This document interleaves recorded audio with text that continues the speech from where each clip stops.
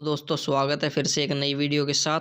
आज हम बात करने जा रहे हैं बीए सेकेंड ईयर के इंग्लिश ब्रिटिश पोइट्री के सेकंड लेसन द सोनेट के बारे में कि सोनेट को कैसे समझा जा सकता है, इसकी हिंदी में क्या, इसका हिंदी में कहानी है, क्या इसका हिंदी में सार है। सोनेट तो सोनेट जो था, यूरोपियन साहित्य में सोनेट का प्रयोग 14 पंक्तियों के एक व्यवस्थित पद के रूप में किया गया था।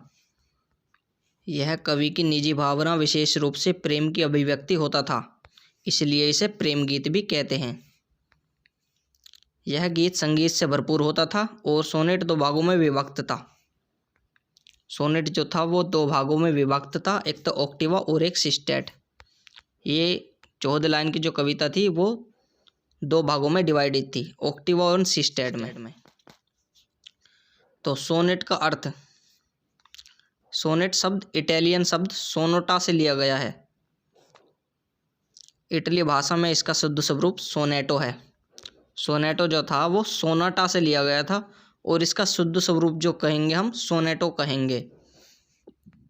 इसका अर्थ होता है एक हल्की आवाज़। जो सोनेटो का अर्थ होता है उसका मतलब होता है कि एक हल्की आवाज़।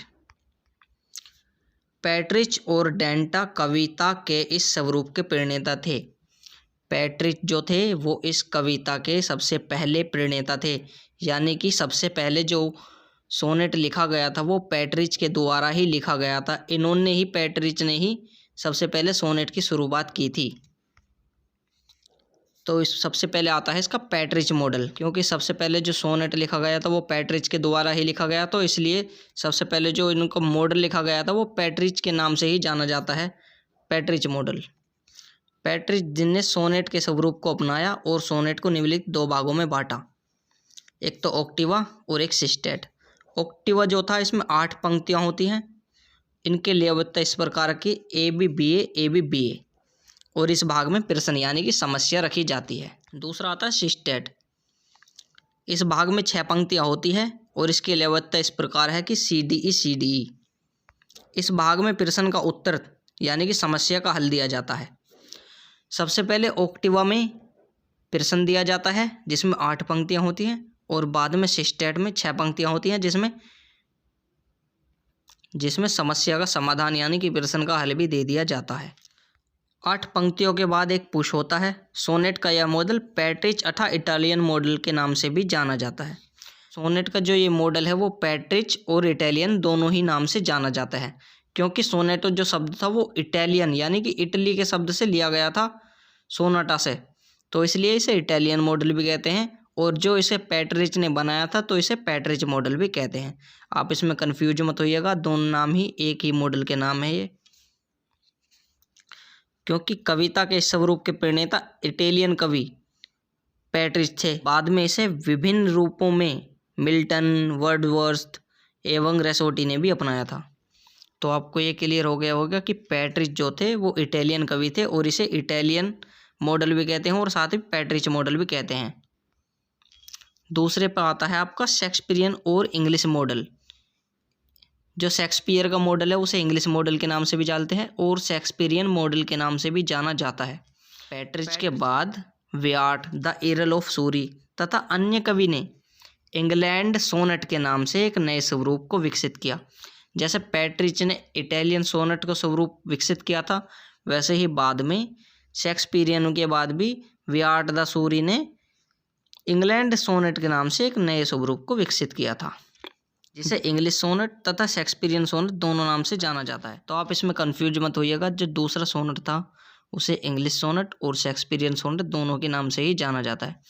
इस सोनेट में 4 पंक्तियां के 3 चतुष्पद यानी क्वाट्रेंस और 2 पंक्तियों का एक छंद यानी कि कपलेट होता है। इनकी लयबद्धता इस प्रकार है कि A B C D E F और जी।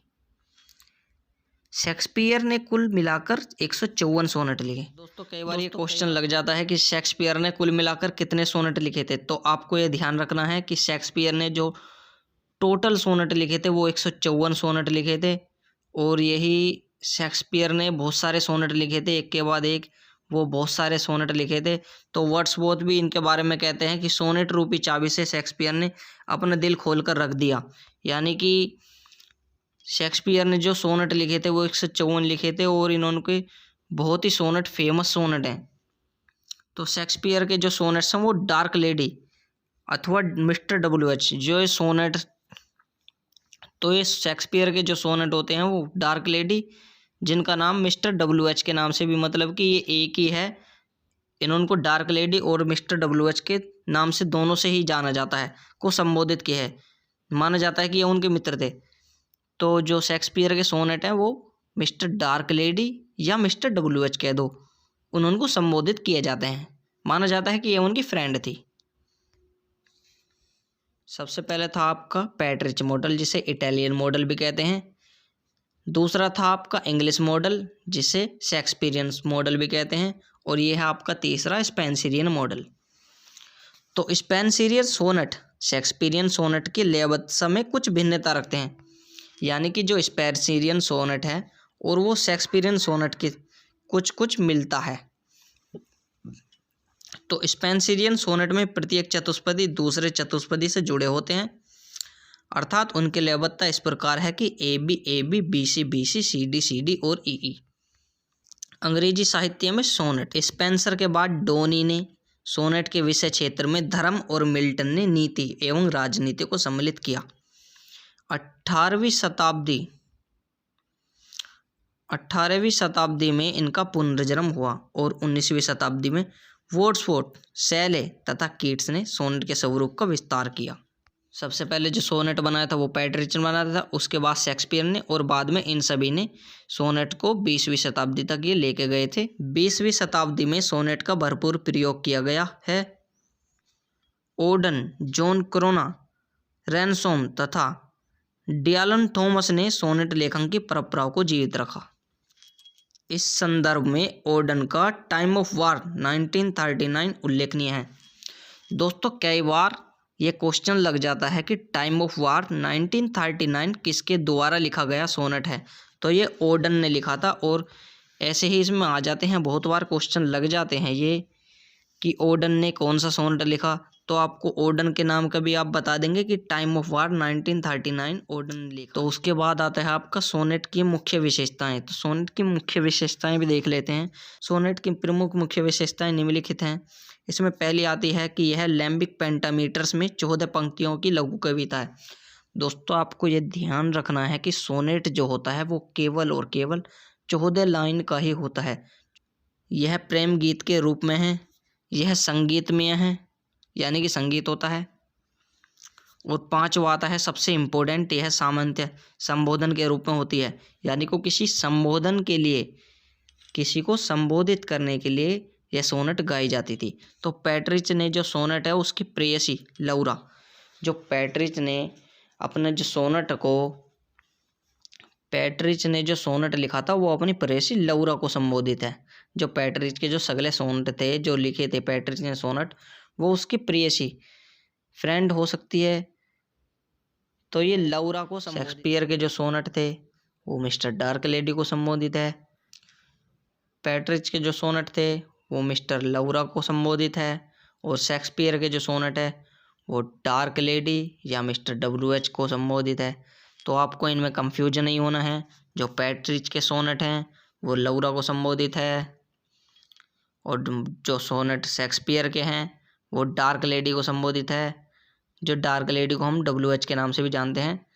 तो आपको इनमें बिल्कुल भी कंफ्यूजन नहीं होना था। बहुत बार ये क्वेश्चन लग जाता है कि पैट्रिच के सोनेट किसके लिए संबोधित है, तो पैट्रिच के जो सोनेट है वो लौरा के लिए संबोधित है, और शेक्सपियर के जो सोनेट है वो डार्क लेडी, जिसको हम WH के नाम से भी जानते हैं, WH। तो आपको ये ध्यान से पढ़ना है, ये बहुत बार क्वेश्चन लग जाता है। 2-2 नंबर के आपके इसमें क्वेश्चन लगते हैं, और सोनेट में बहुत ही ज़्यादा क्वेश्चन लग जाते हैं कई बार। तो दोस्तों आपको ये वीडियो कैसे लगी हमें कमेंट में ज़रूर बताएं, और हमें सपोर्ट करें, हमारे चैनल को सब्सक्राइब करें। आपको एग्ज़ाम से रिलेटेड वीडियो इस चैनल पर मिलती रहेगी। तब तक के लिए धन्यवाद।